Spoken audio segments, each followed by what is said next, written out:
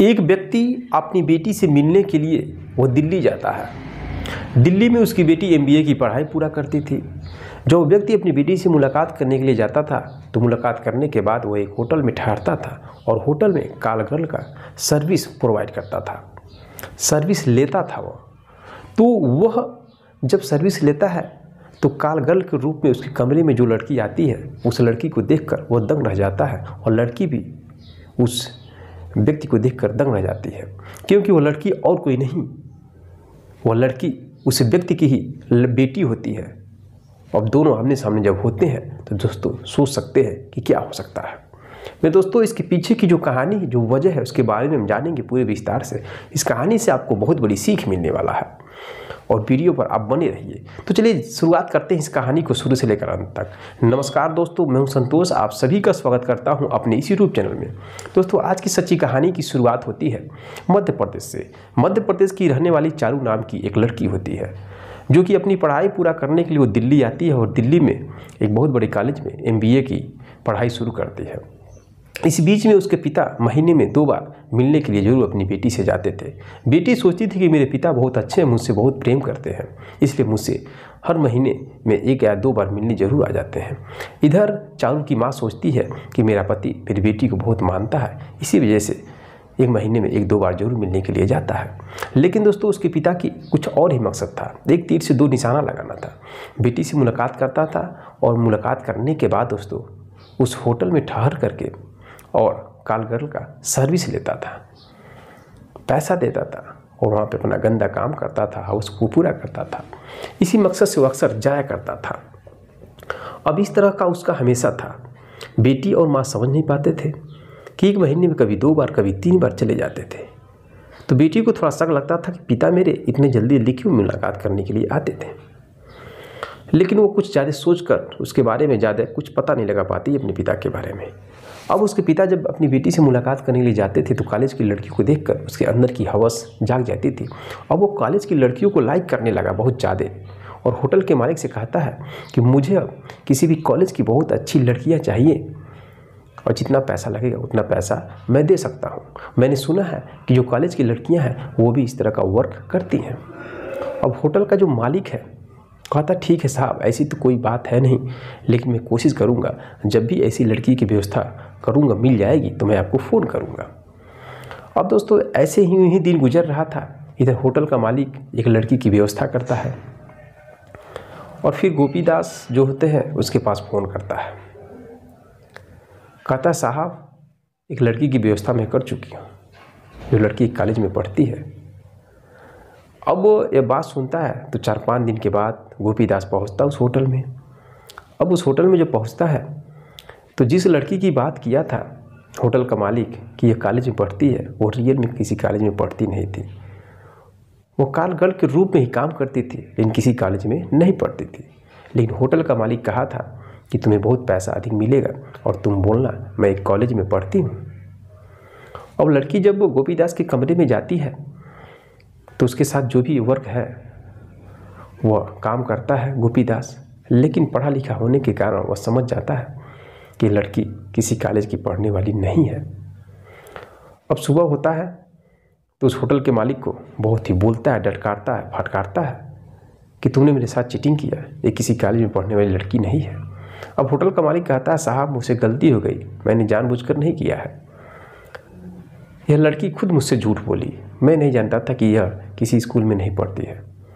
इस तरह से वो होटल मालिक बचता है और कहता साहब, इसके बाद मैं किसी न किसी कॉलेज की लड़की की व्यवस्था जरूर करूँगा, आपको धोखा मैं नहीं दूँगा। अब वो सुबह होता है, अपनी बेटी से मिलता है, चला आता है। दोस्तों इसी तरह का वो हमेशा काम करता था।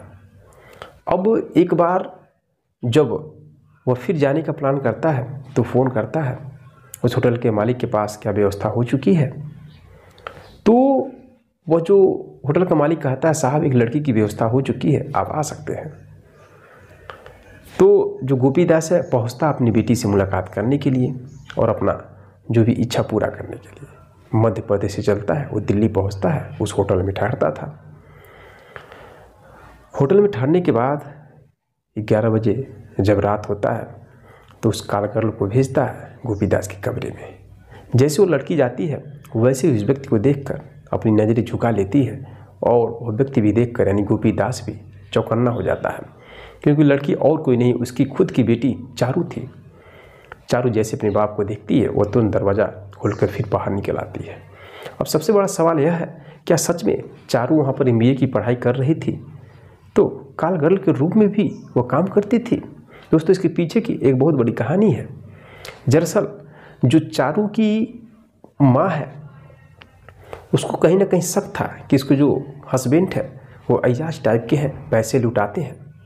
इसी वजह से वह जब एक बार होटल के मालिक से बात कर रहे थे तो आवाज़ सुन लेती है और वह नंबर निकाल करके देती है अपनी बेटी को कि बेटी यह नंबर पता लगाओ कि तुम्हारे पिता किससे बात करते हैं। अब वो बेटी जब पता करती है तो नंबर उसी के कॉलेज के बगल का जो होटल है उसी के मालिक का निकलता है। अब एक प्लान के अंतर्गत वो लड़की कहती है मुझे कोई काम है तो बताइए, मैं कुछ पैसे की ज़रूरत है, मैं पैसा कमाना चाहती हूँ, घर से पैसे नहीं मिलते हैं। तो होटल के मालिक के पास एक ऑप्शन था। इधर गोपीदास बोला था कोई कहना कोई कॉलेज की लड़की मुझे चाहिए, पैसा जितना लगेगा उतना दूंगा। तो होटल का मालिक एक ऑप्शन रखता कि ऐसा काम करना है कॉल गर्ल के रूप में, क्या तुम करोगी? तुम्हें बहुत ज़्यादा पैसा मिलेगा। चारू तो चाहती ही थी। अब चारू हाँ में हाँ कर देती है।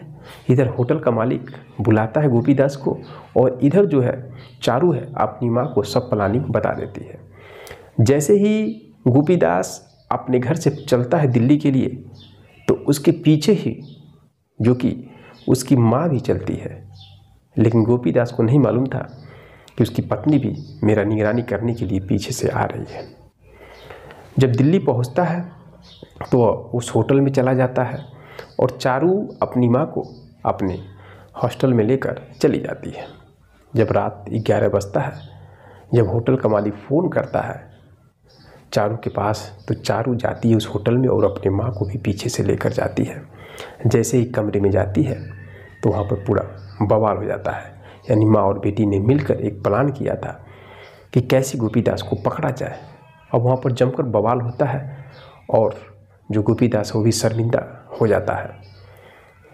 अब उसकी पत्नी जो बहुत उल्टा सीधा कहती मैं पुलिस को बुलाऊंगी और पूरी कमाई आप इसी तरह अय्याशी में उड़ा दिए, और जब भी मैं पैसे मांगती थी तो पैसा आप नहीं देते थे। अपनी बेटी को पढ़ाने के लिए मैं अपने मायके से ही पैसा मांगा कर देती थी। दोस्तों, बहुत बवाल होता है और चारू की जो बेटी है अपने बाप को सीधे छोड़ देती है और दोनों अलग रहने लगते हैं। बेटी को पढ़ाती है और उसको एक अच्छी सी नौकरी दिलाती है, लेकिन गोपीदास को हमेशा के लिए त्याग देती है। तो दोस्तों, यह रही कहानी। आपका इस कहानी के मैटर में क्या कहना चाहेंगे? और आपसे एक बहुत बड़ा सवाल है, क्या बड़े बड़े कॉलेजों में इस कॉलेज में लड़कियां पढ़ती हैं? क्या सच में वो कॉल गर्ल का भी काम किया करती हैं? कमेंट बॉक्स में कमेंट जरूर करिएगा। मिलते हैं नेक्स्ट वीडियो में नेक्स्ट कहानी के साथ। तब तक के लिए जय हिंद, जय भारत।